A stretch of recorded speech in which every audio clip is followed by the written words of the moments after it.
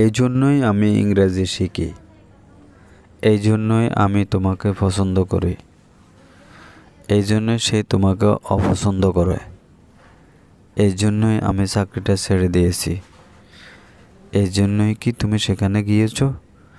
Hello viewers, welcome to my channel English now and then.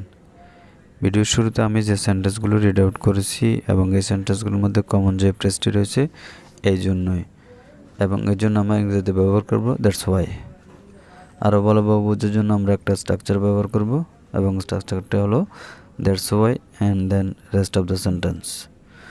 Now take a look some example for better understood. Before that, if you are anyone in this channel, please subscribe my channel and press the bell icon to get interesting video like this. So this is the first one of this video.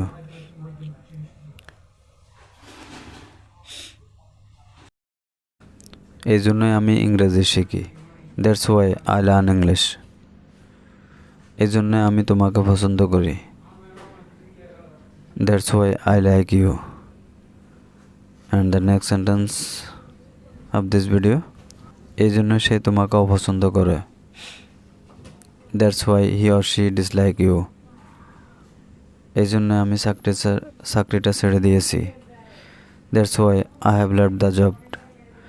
And also the next one is this video. এই জন্য কি তুমি সেখানে গিয়েছো?